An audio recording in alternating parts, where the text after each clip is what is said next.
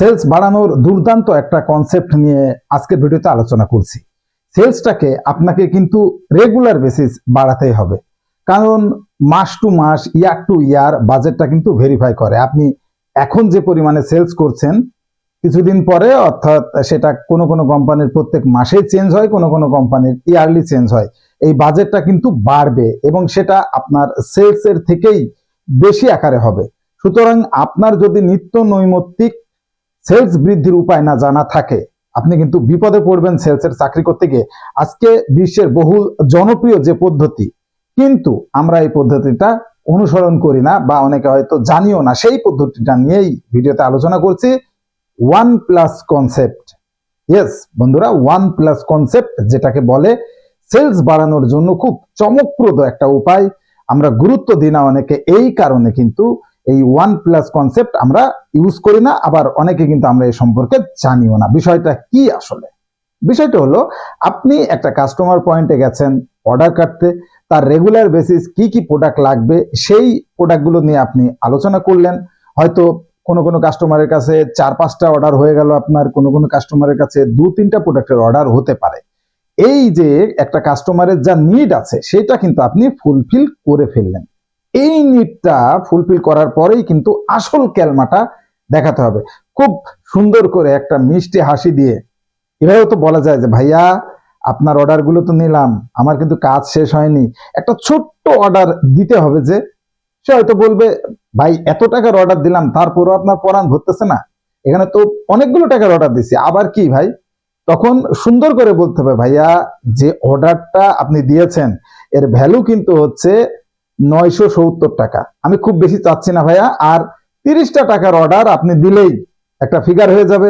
তা না ওই ডেলিভারি গাড়ি আসবে, আবার ওই টাকা ভাঙা ভাঙতি দেওয়া, এটা একটা ঝামেলা না? তো সে কিন্তু তখন আপনার টেকনিকটা অনেকে বুঝতে পারবে, অনেকে পারবে না। সে কিন্তু খুশি মনেই ওই 30 টাকার অর্ডার কিন্তু আপনাকে দিবে। একটা বার ভাবেন তো, সারাদিনে আপনি অর্ডার কাটেন কয়টা কাস্টমারের কাছে? মিনিমাম 40টা কাস্টমার তো হবেই। 35 থেকে 40টা কাস্টমার অ্যাজ ইউজুয়াল একজন মার্কেটিং অফিসার একটা রুটে গেলে অর্ডারটা কেটে থাকে।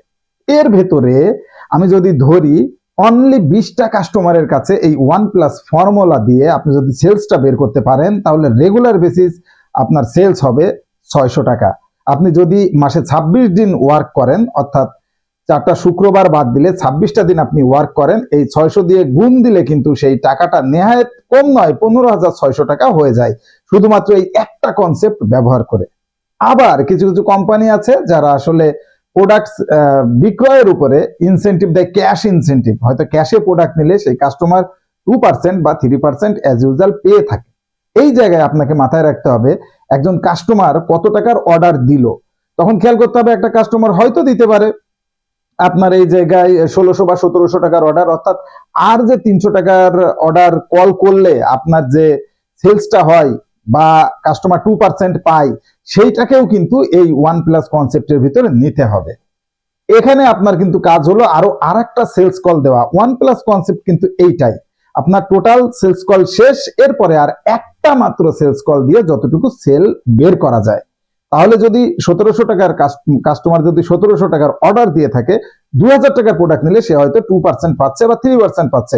সেটা যদি আপনি তাকে বোঝাতে সক্ষম হন, কেউ কি এত বোকা আছে যে এত টাকার অর্ডার দিলাম আর 300 টাকার জন্য আমি 2% বা 3% মিস করব? নিশ্চয় নয়। সুতরাং এইভাবে ব্রেন খাটান এবং এই ওয়ান প্লাস কনসেপ্টটা আপনি ব্যবহার করুন। দেখবেন আপনার যা সেলস হয়, regular basis sales, monthly sales minimum 15 থেকে 20,000 টাকা প্রথম মাসের থেকেই বেড়ে গেছে।